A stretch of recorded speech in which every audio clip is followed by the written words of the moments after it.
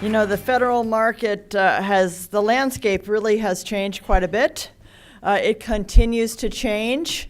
We heard a lot of discussion about that at the Professional Services Conference earlier this week, and the importance of, for all of us as government contractors, the importance of deepening our customer engagement strategies. And content marketing is a great way for you all to do that. So I hope you found some of this information helpful. Just one bit of commentary around social media. I think, and Aaron pointed it out, different tools for different purposes.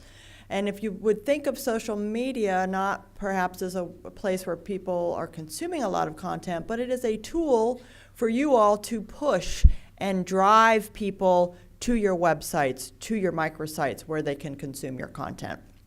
Okay, I too am looking forward to our panel continuing this discussion. So with that, panelists, why don't you please join me on the stage?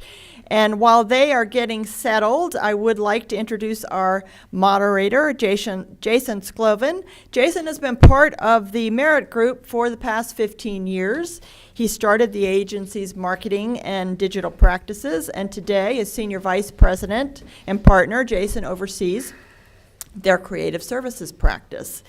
When he's not working with clients, you might find Jason cycling out on the W&OD trail. Now that I know that, I'm going to look for you because I'm out there myself, as well as spending time with his wife and 3 children. Let's give a round of applause for Jason and welcome him to the podium.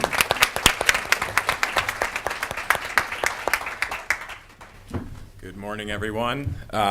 I have a 9-month-old little girl, so I spend a lot less of my time these days on the W&D trail.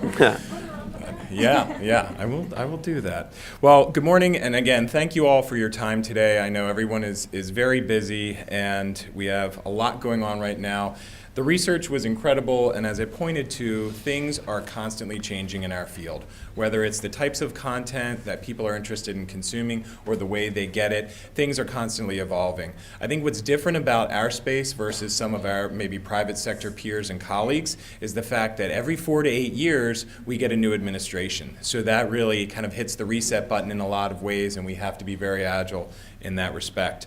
I would say that some of the things that really make a difference in the way we go to market with our clients and folks like the folks that are sitting on the stage here is making sure that we're keeping these diverse channels in mind and we're keeping our brands top of mind. And I think today we have probably 4 of the most recognized brands in marketing, not just federal marketing, but in marketing and technology on the stage with us here today.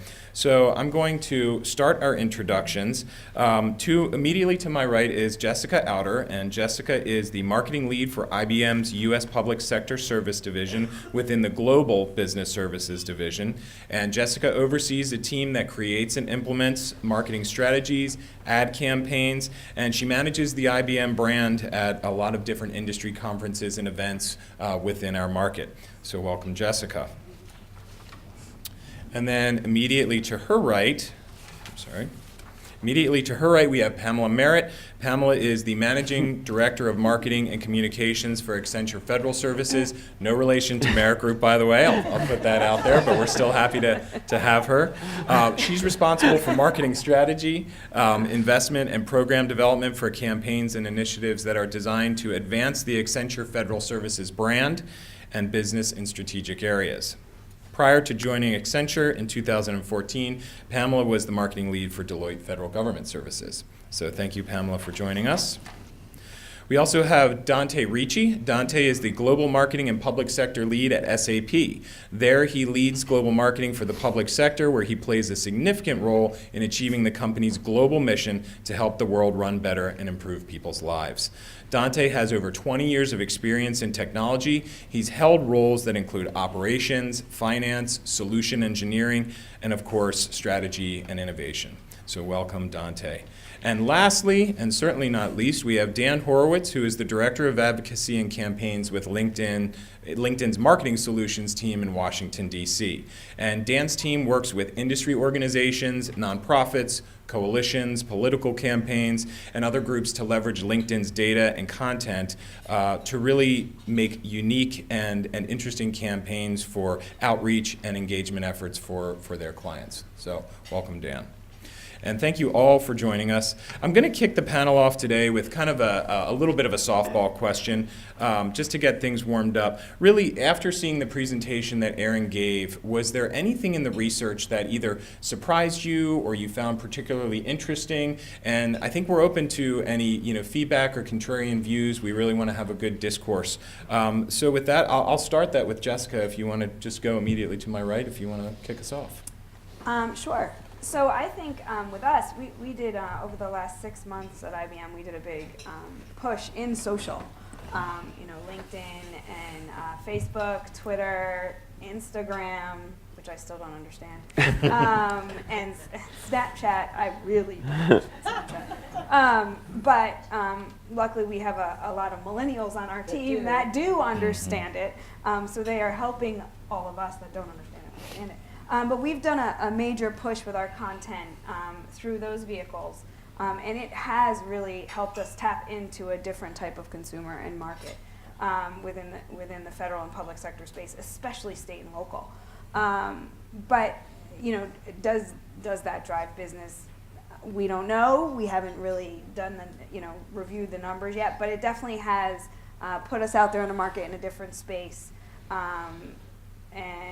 So I was interested to see that the numbers were so low. But again, on the services side, we are more about thought leadership. We are not about leads. We are about getting our brand out there at the right time, at the right place, getting our subject matter experts on stages to speak, and getting our messaging out there to ensure that our clients understand that we are working for them and their clients to improve the business better for them. So I think that was a little interesting to see, but it's been working for us thus far. But again, it's the banner ad thing, right? Will they admit that they click on banner ads? I don't like to admit it. I also think they don't think about it perhaps in the same way. Right. They're seeing a link on a social site and they're going to your website or they're going to your website, Sure. and that's what they remember. Yes, yes, and it was very interesting when talking about website. Actually, Pamela and I kind of giggled to each other because IBM is a commercial company, right? You'll see cloud and analytics and Watson everywhere, and then our whole entire website is about IBM commercial.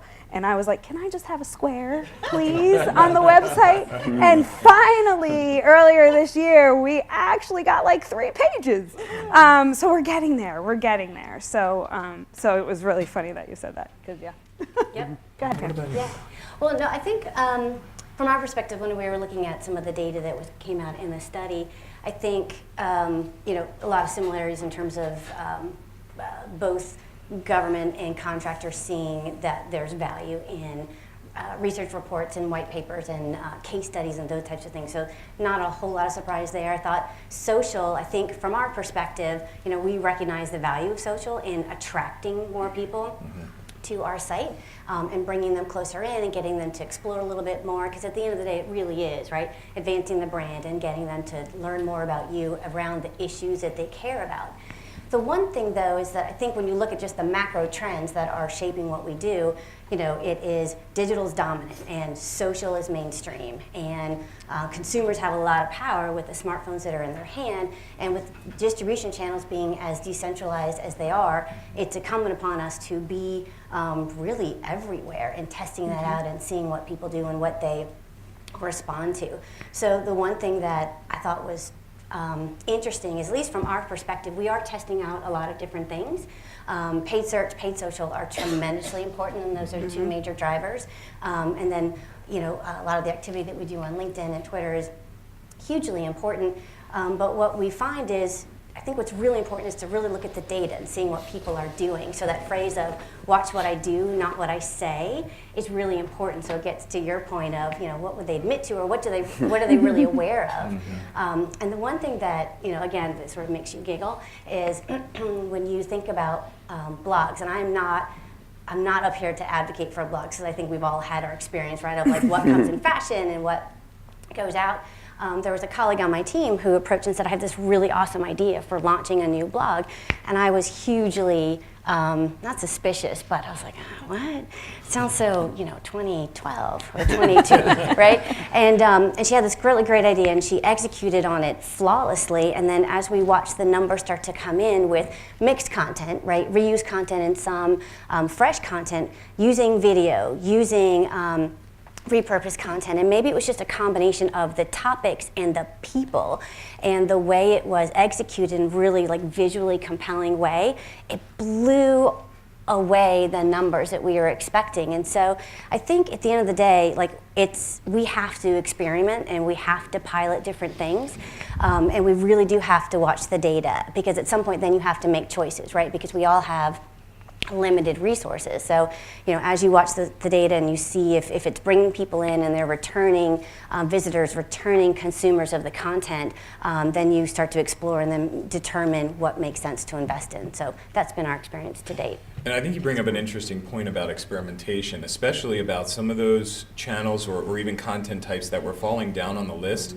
Mm-hmm. The cost to do some of this is incredibly low. When you talk about sponsored social campaigns or producing a podcast, these are relatively inexpensive things to invest in. So while they may fall further down on that list, the ability to make a small investment and to see some type of immediate return and do a little bit of experimentation, I think that's what we're seeing a lot of our clients doing as well. And then when you see what is really working and then what's in your means, then you look at like, okay, how can I get more efficient? How can I industrialize that and just get more value out of it? Mm-hmm. Yep.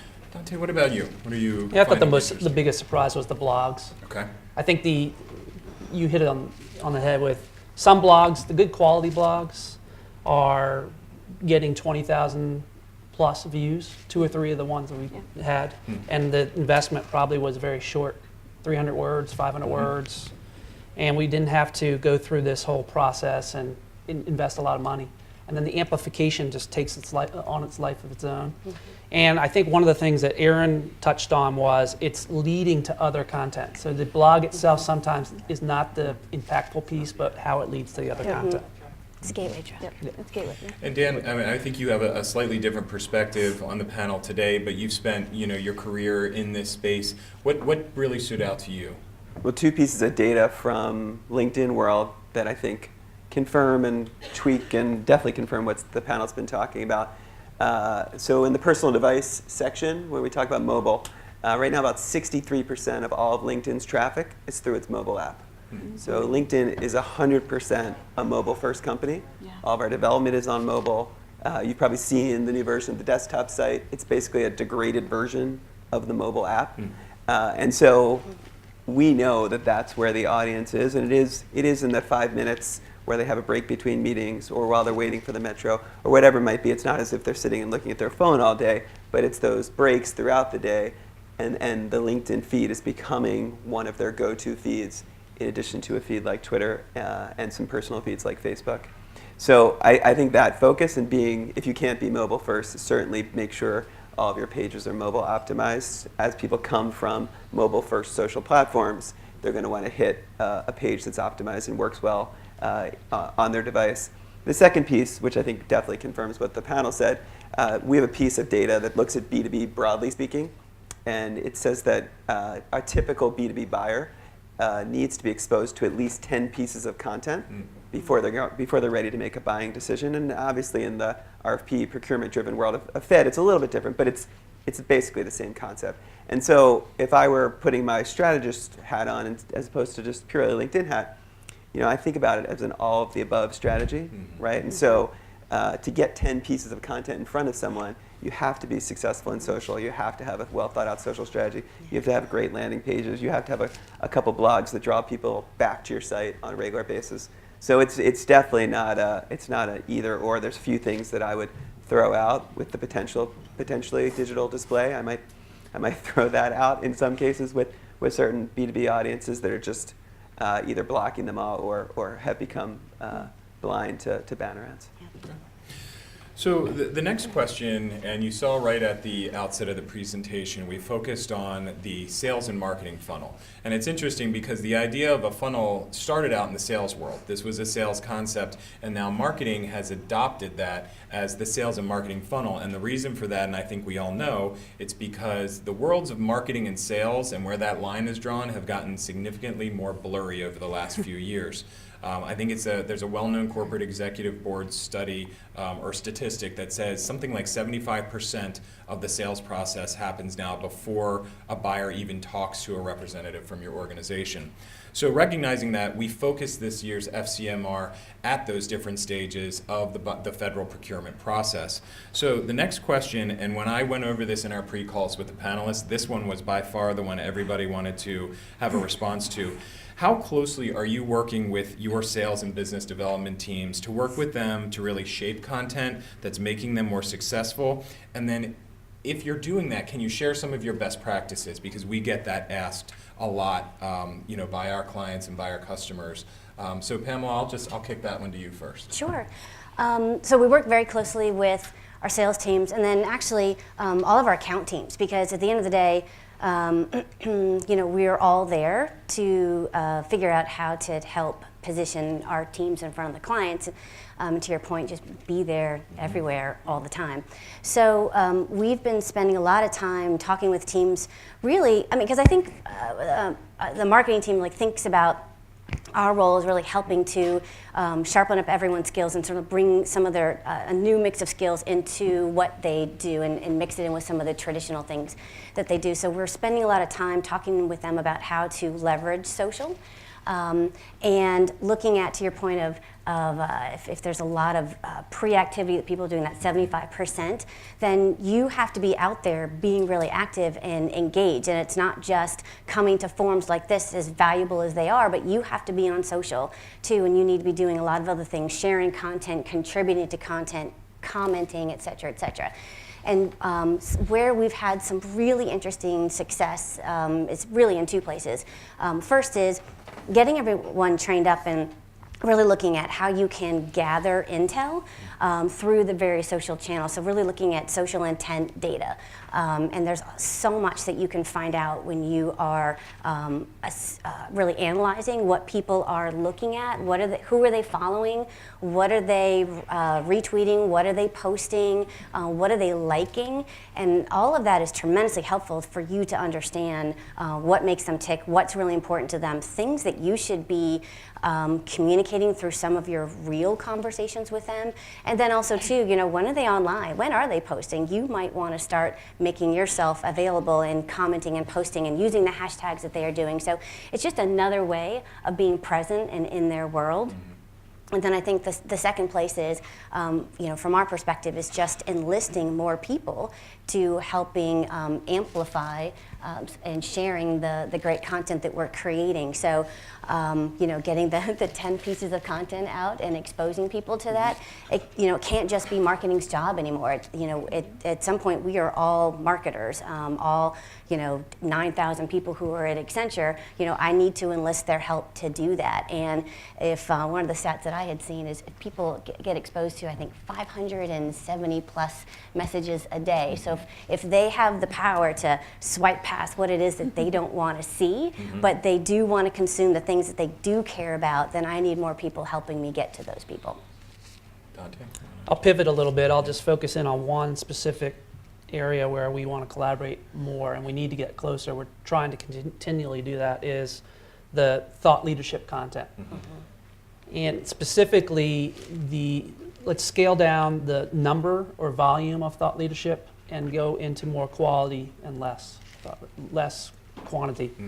And with that is the biggest best practice I could think about is building in enough lead time. There's nothing that annoys a salesperson or a overlay business development person saying, hey, we're building this, deadline's next to Friday. Sure. You have to build in those cycles, and you also have to give them time to either come back with thoughtful answers or try to actually get face-to-face or on a web call with them, because without those perspectives, you're not going to get the collective wisdom. I can't build that content and write that content in a vacuum, and that's the biggest thing that I've learned. Yeah, so I'll tell an interesting quick anecdote again from LinkedIn land. So I work for Marketing Solutions, which is our content marketing and sort of media side of LinkedIn. There's obviously the Talent Solutions business, which helps people recruit and find talent, and then Sales Solutions, which is about our Sales Navigator product. But anyway, in our part of the business, which is about 35% of the company, starting about a year and a half ago, we stopped using outbound salespeople in North America. So every single one of our sales leads comes through marketing.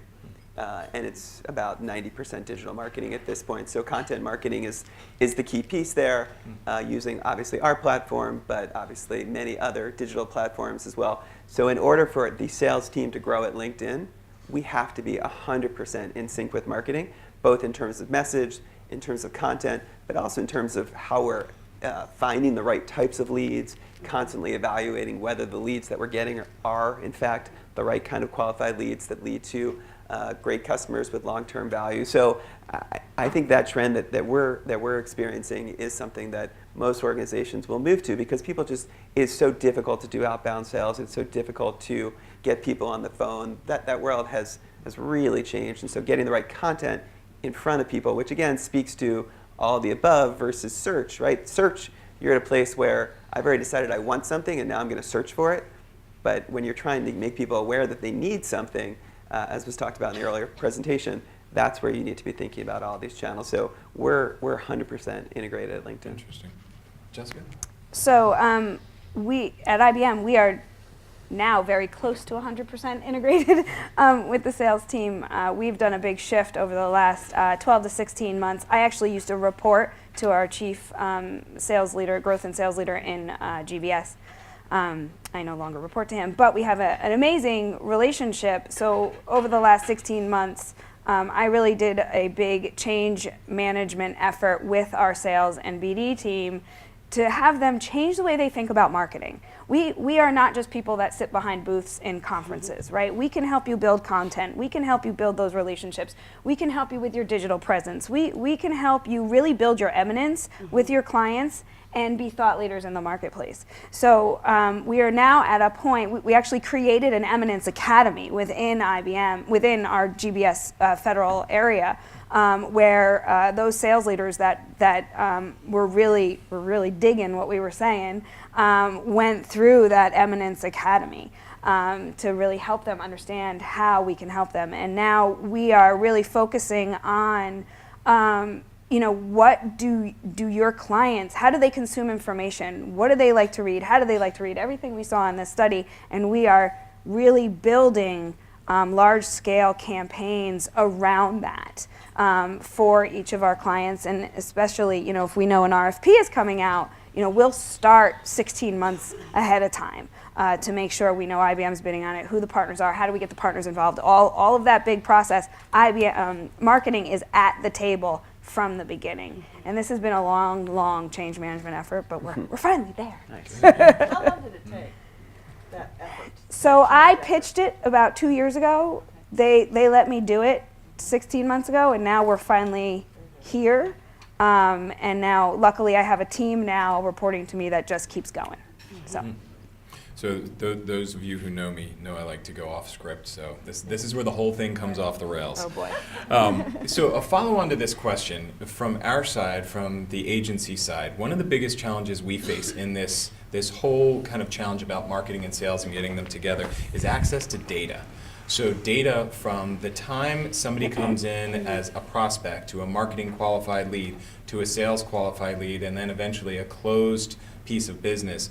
We are trying to get access to information across that whole life cycle to inform strategy, to inform the recommendations that we're making. And what we're finding is it's getting easier to get access to web-based data, so things coming in through the website and the social platforms, but connecting that last mile, going from the marketing qualified lead through the sales qualified and then into a closed piece of business, that's where we're still having a hard time struggling to get those data points from the teams. Are you doing anything internally are you seeing that difficulty? And if so, what have you done to maybe overcome some of that? I see Jessica, I see you nodding your head, so I'm gonna toss it back to you. I'm just in my sales team face all the time. Like I am literally in their face all the time. And they know when they see me, they're like, I got a number for you. I got a Sales Connect number. I'm in, right? Like, which is probably not why I'm in their face. But yeah, I am just building that relationship and making sure that they know that marketing is very important to their business and knowing what we can do for them. It's all about the relationship we have. Now, there are some sales folks that are like, we don't need your help, we don't, and then they go off on their own, and that's fine. But I would say about 75% of our sales team I work with on a weekly basis. Dante? When I think of that, I think of it's an age-old problem. And since I work globally, we have different issues depending on the region. The U.S. is actually one specific entity, so it's easier to follow the lead. But in Europe, we're in the Smart Cities World Conference. We bring in all these leads from different countries, then we rely on specific marketing people within each country. And for me to track that, the automation there is really difficult. The biggest lesson learned, I thought, there is really building in an accountability scorecard. And there is some manual work on that. But building in a scorecard and using some type of automation around it. Where is it in the time? What's the status?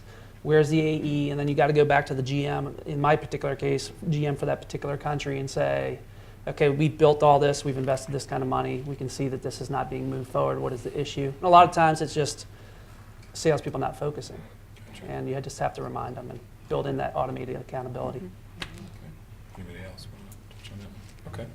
So I think what we're seeing is, 2/3 of the decision makers that were surveyed are accessing their content on their personal devices. And we have a lot of conversation with clients about this, where there's maybe some resistance to certain marketing channels or even, content types because they're mobile optimized and folks are just saying they're not using their personal devices. So I think we could kind of put that to rest.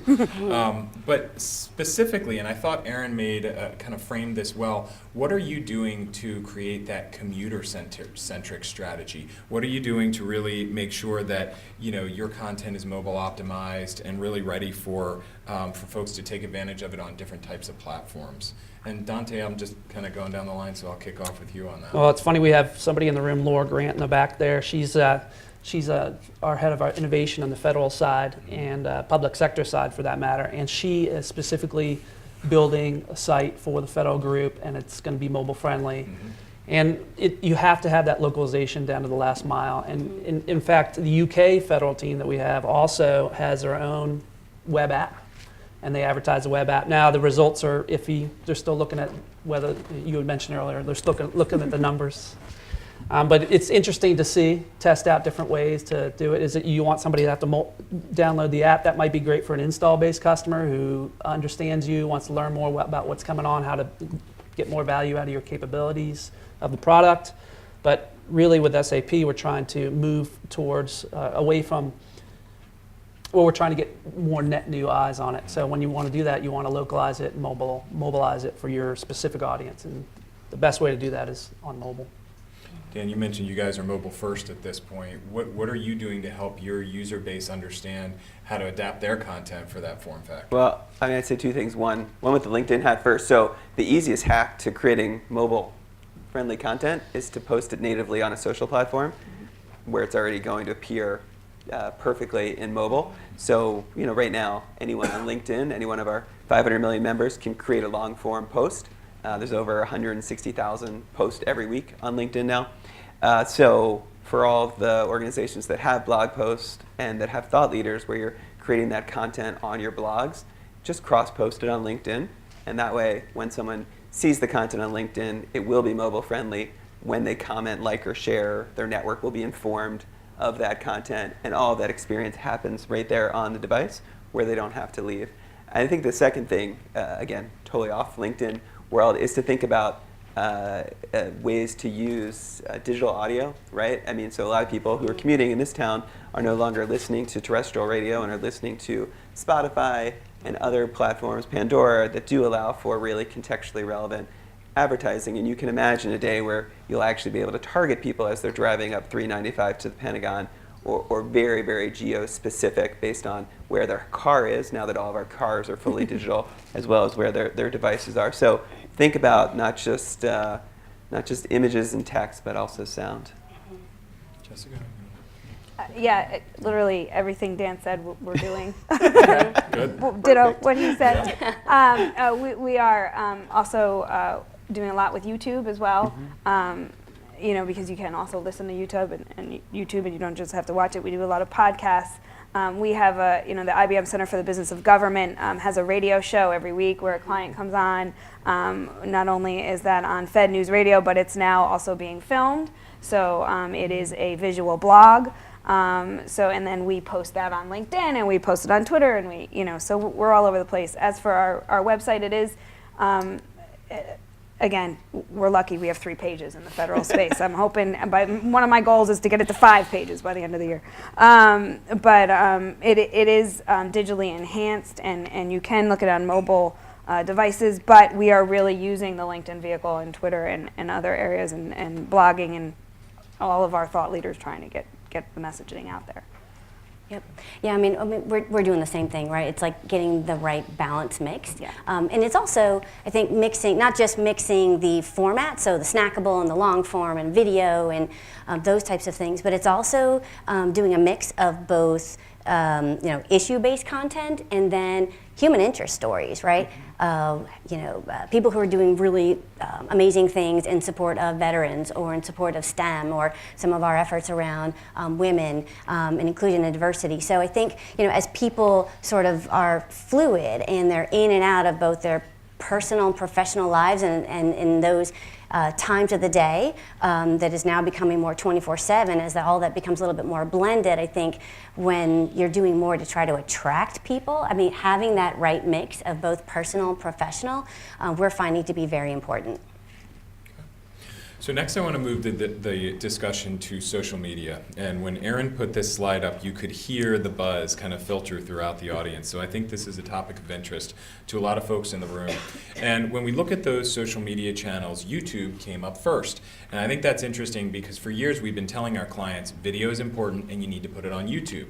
And everybody's been saying YouTube, but government employees can't watch YouTube, they can't get it, which I think changed recently. But now seeing the information about the personal device usage, it's understandable why that channel is so important. But I want to kick this one to Dan, and it's specifically about the idea of organic versus paid social. I think we saw some of the statistics towards the bottom of the charts about paid social ads and organic social. My opinion on that is it's something that's on the rise. And I'm not just saying that because Dan's on our panel. It's something that we're seeing a lot of demand for. But what's your opinion, Dan? Because I know you addressed the Merit Group leadership not long ago, and the idea was organic is good, but if you really want to make an impact, paid is really where folks need to go. So talk a little bit about that, maybe the mix between those, and any tips you would have for folks on how to maximize that mix. Yeah, well, first, I would agree, and I think it's been highlighted a little bit that that's a tough survey question for someone to answer. I mean, most sponsored ads in social look a lot like native content. So someone may have clicked on a sponsored ad in LinkedIn or Twitter, and they have no idea that they did. And so I think self-reporting of interactions with any form of advertising is a tough thing to do. Obviously, if you could watch somebody all day on their phone, and well, obviously we have data on how people click on our ads, you can see a different pattern. So look, I think the thing to think about when it comes to social is that you cannot create a social campaign that doesn't include a paid budget. It just, in today's world, certainly of social media from 5 years ago, it was possible to be 100% organic.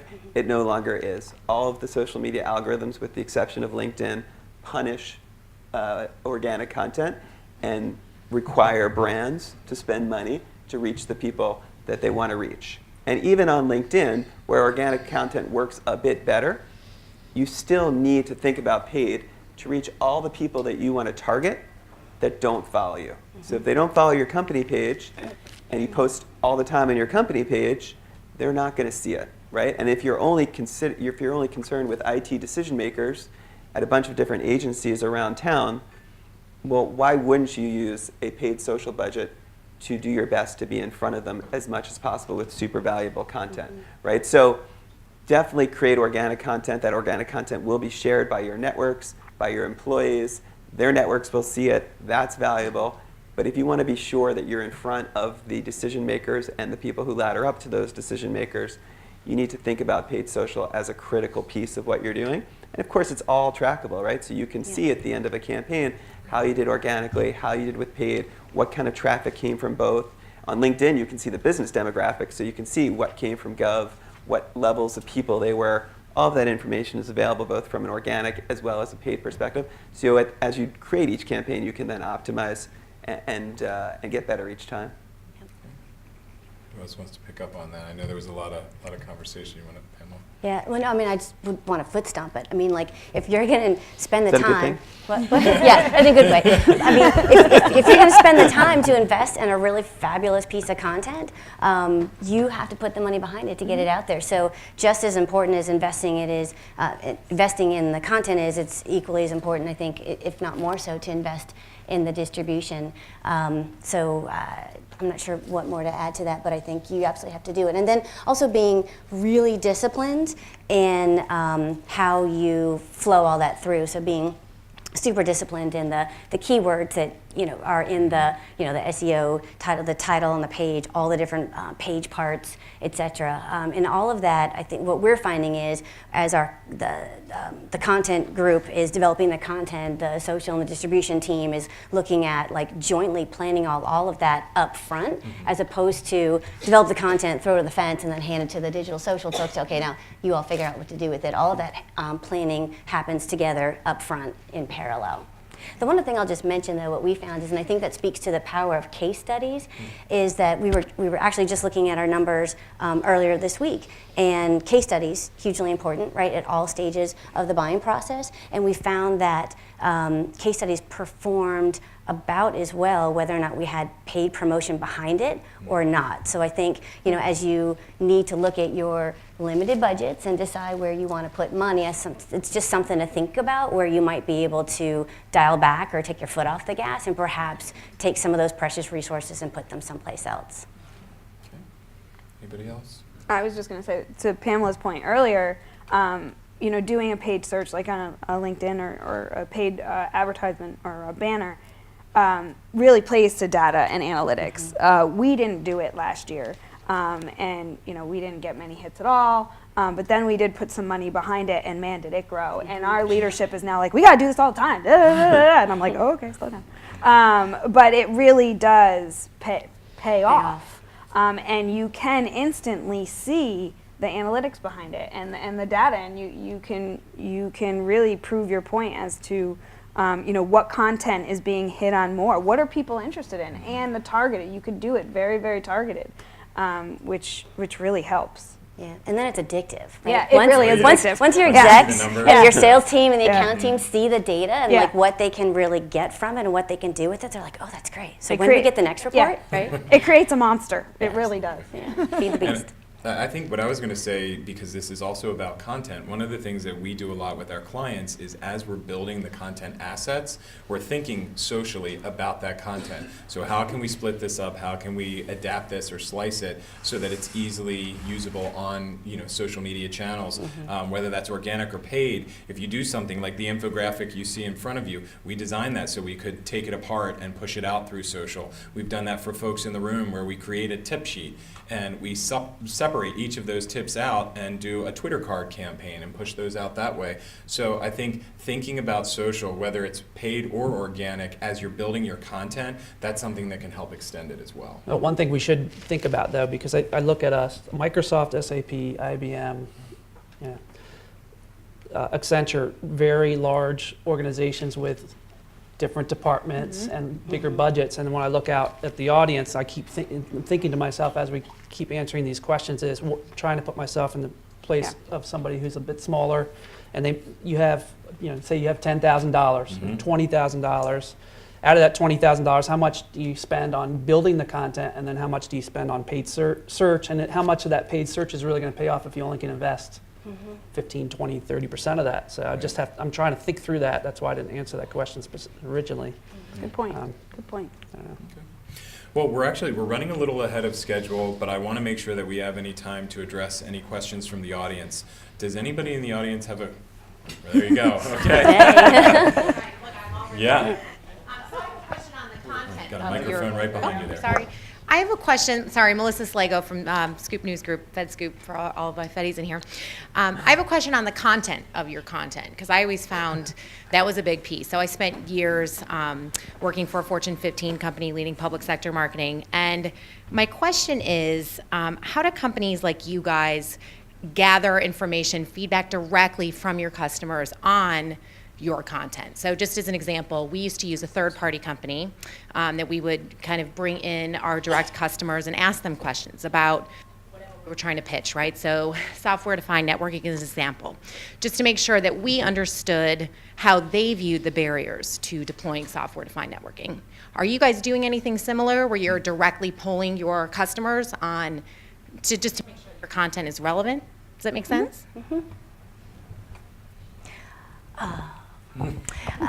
So yes, and there's lots of different ways at which we're doing that. So at events, we're doing some short, almost like pulse surveys, so we can get a sense of what it is that is important to people, sort of in that moment when they're talking about the issues that really matter. Again, we're looking at the data of, because there are certain people that we are tracking very specifically, and we can see the content that they're gravitating to and the things that they're downloading to a person, and so that really helps us understand what is it that they care about.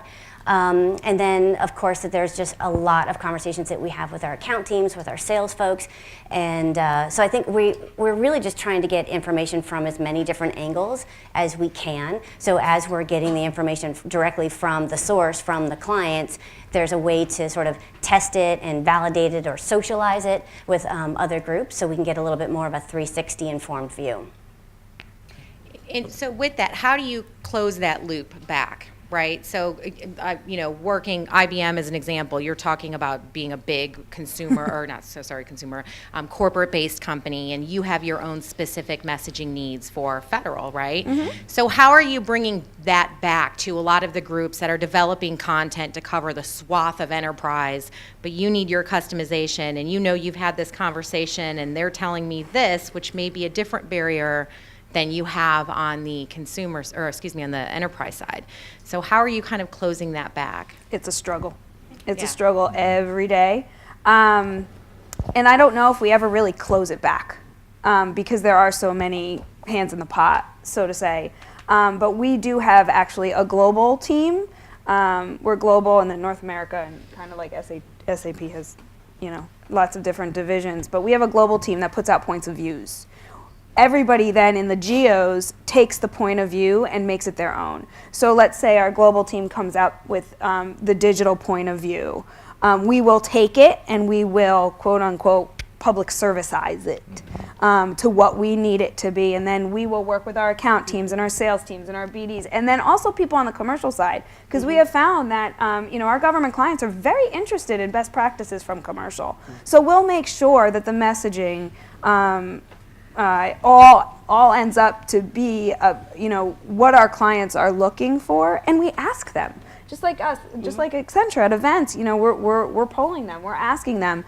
We are fortunate that we have the IBM Center for the Business of Government, and they have very good relationships with federal clients and public service clients. So have we done it perfectly? No. But I think we are improving it by this new process of having that bigger point of view, bringing in the commercial side, asking our clients what they want to hear about, and what their clients are interested in, what our clients are interested in.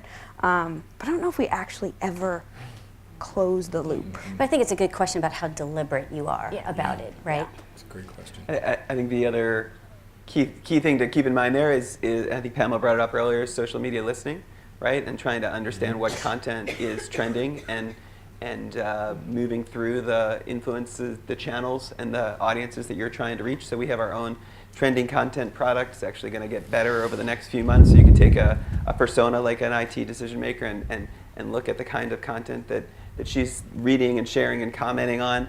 But you can also use broader third-party tools to look at social, generally speaking, to see what content is trending. Because what you have to say is important, but obviously what your customers care about, read about, and are thinking about is where you want to really close the loop.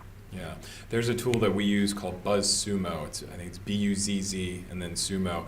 And they have, it's a freemium model, so you can do some stuff for free, but it's the same thing. You can type in key search terms and see what content types, what content pieces are trending on a certain topic. So that's really valuable.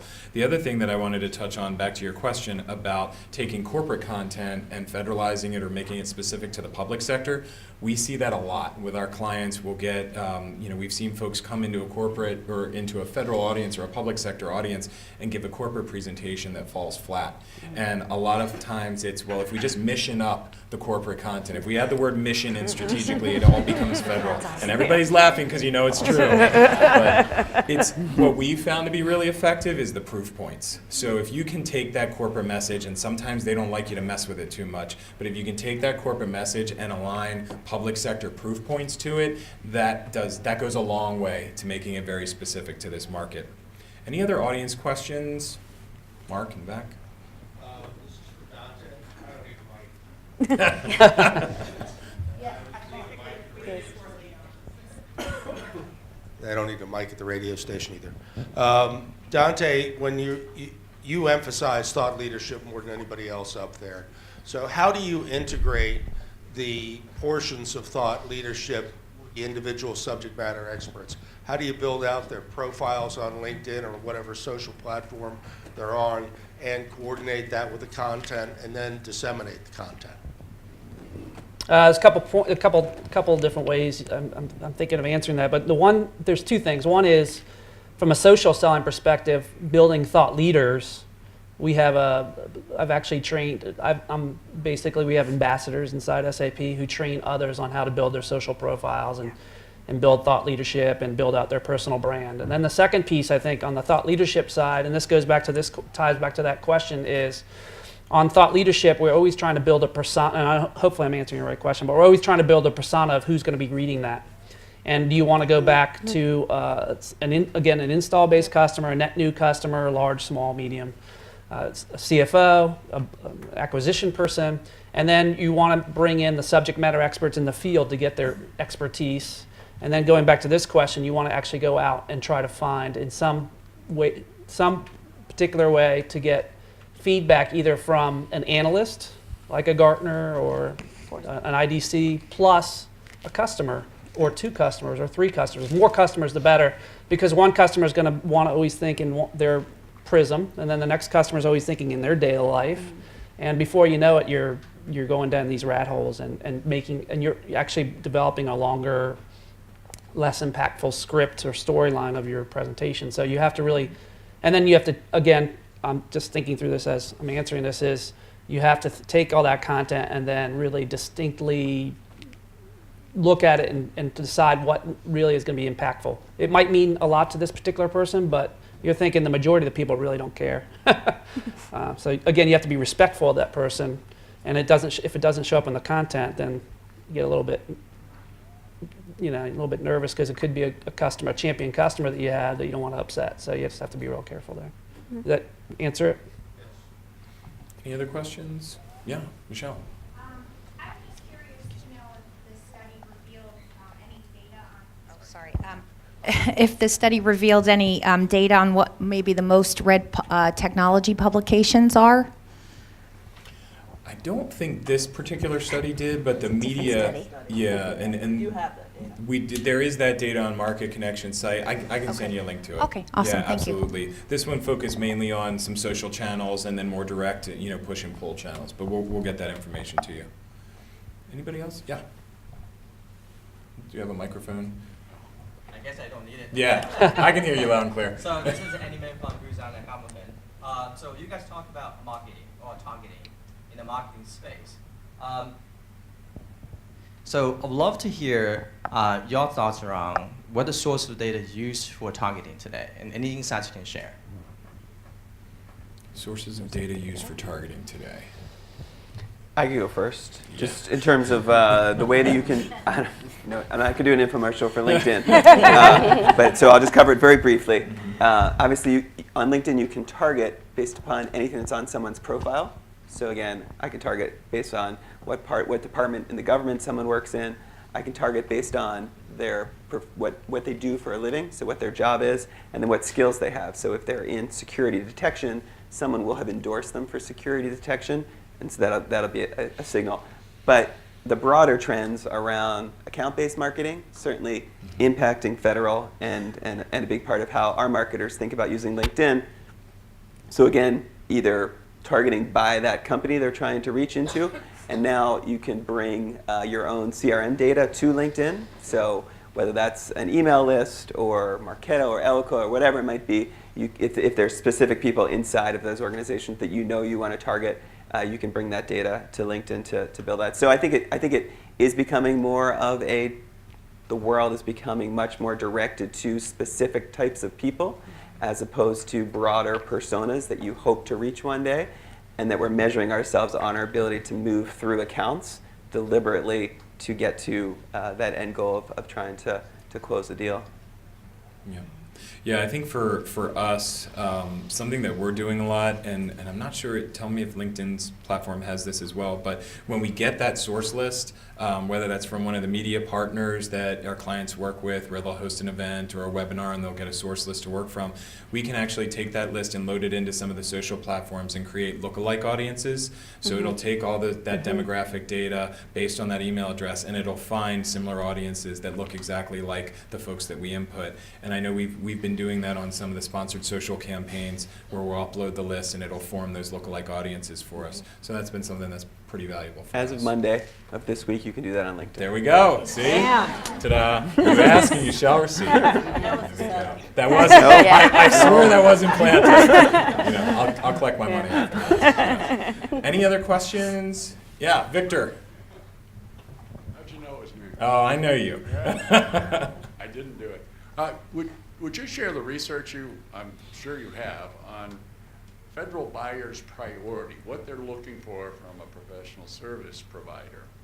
I know a year or so ago I read something where, surprised me, a high-ranking aspect was what the workforce thought of management.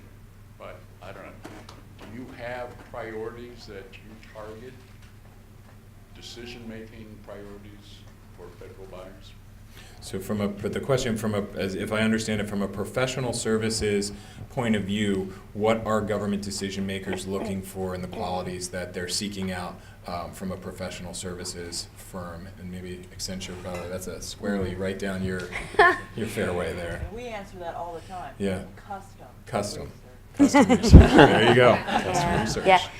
Yeah, so we did just do a great piece of research with Lisa's team, and it was really robust and very detailed, and I would love to share with you what I learned, but I would have to charge you. But it was very interesting, and I think it's been interesting, and we've done a couple of other studies with some other groups as well, and it's been interesting to see the rise of, say, security considerations over the last couple of years, right? So I think that there's some obvious trends of things that organizations and agencies care about, right? And then some of the things that continue to be evergreen around, your ability to deliver and, your ability to be innovative and those types of things. So. And it will vary depending on the agency that you're targeting and the role and level and job function. So it will vary. It depends. Yeah. Okay. I think we have time for one last question. There you go. Hi, I actually just have a question or a comment and then a question. So going back to the value of government thought leaders in the space, how many of us have been to like 3 different events and it's the same keynote? That's what's happening. And our customers are smart, right? They're saying they're seeing the same people out there and they know they're on the circuit, right, for their post-government positions. So keep that in mind, all of our media partners in the room, right? That we'd like to see more creativity there, because I not to discount that they're not good speakers. It's just that they're just the same ones that we see. Sure. And not naming names, I can think of 5 on one hand right now.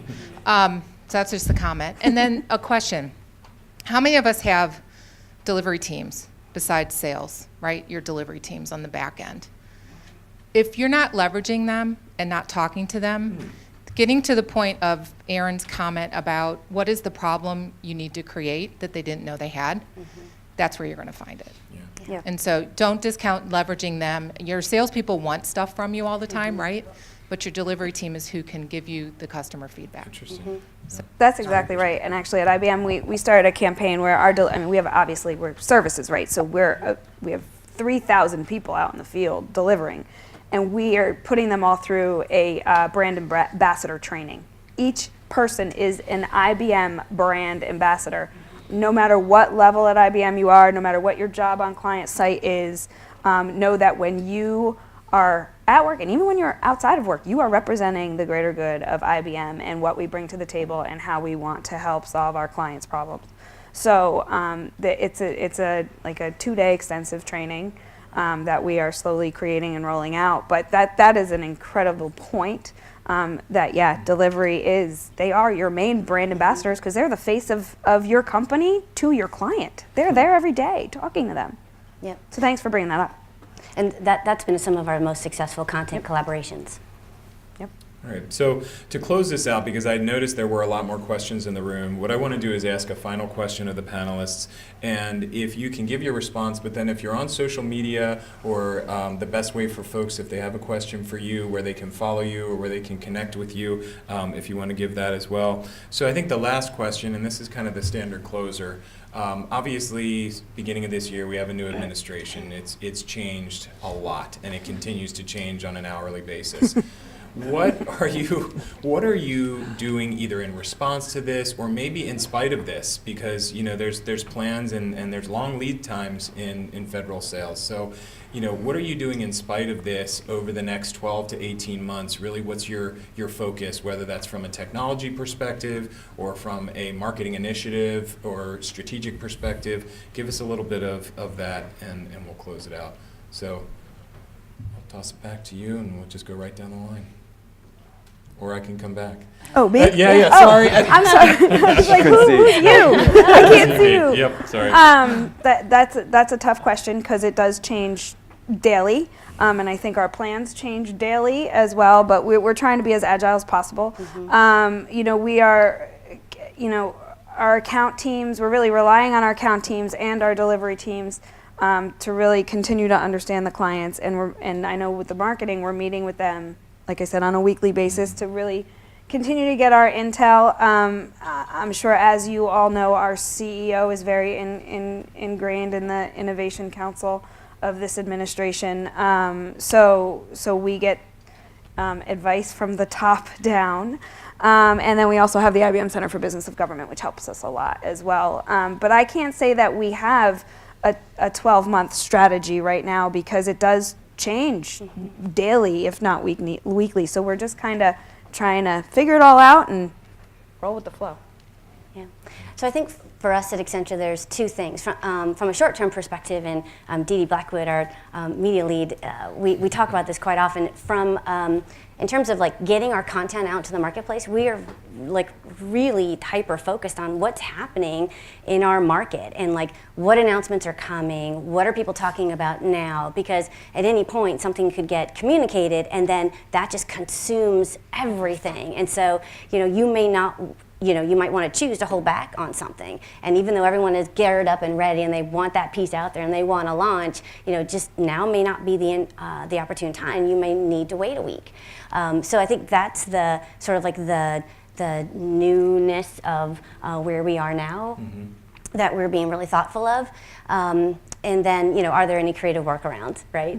So we can sort of get it out the back door if we're not doing a big launch from a media perspective. The second thing that we're looking at is, and I think you spoke to being more agile, I think for us that we're going to be looking at is how is it that we can be smarter, better, faster around how we get content done, and and it's everything from the major content investments to the shorter, faster things that you can get out there on the fly, and that's creates some tension with how you budget, how you resource, the types of people that you're going to be bringing onto your team, the types of groups that you're going to be working with from an external perspective. So I think that's going to be something that we're really going to be looking at over the next, the longer view, over the next 12 months is how is it that we can create a different type of blended content generation type of model. Everything that was said before is probably some of the things I would have mentioned. I would add on to that, or extend onto that, is the fact that you need to really start looking at, and this is probably a no-brainer for everybody here, is looking at the policy as it comes out and getting some empathy for the customer as to where they're at from those policy directions. And basically, you have to look at their scorecard. Once that scorecard comes up, as far as like a policy that's going to come out, and what's the Department of Interior going to want to do into the future, how do your capabilities solve their problems, and then you have to work back from there. That's one of that. Yeah, just a quick insight from this federal spending that I see from our customers. It's certainly reduced from where it was a year ago. We see a lot more focused on states right now than federal. But I do see that some more progressive organizations are trying to get out in front of whatever it might be, and using the time when I think a lot of people inside of these agencies do have some time to really kind of do some brand building, do some thought leadership, and get content, not to persuade them to make a decision because they know they're not empowered to make decisions yet, but to just make sure they're more informed when we do get further along in whatever process we're in.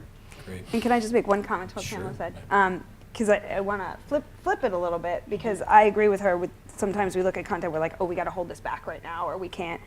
But then a good majority of the time now, we're being really bold because we can, because anything goes now. It's almost like you don't know what's going to be out there. So now we have those pieces of content where our legal department or somebody might have said, oh, we can't put that out there. Well, guess what? We're putting it out there now.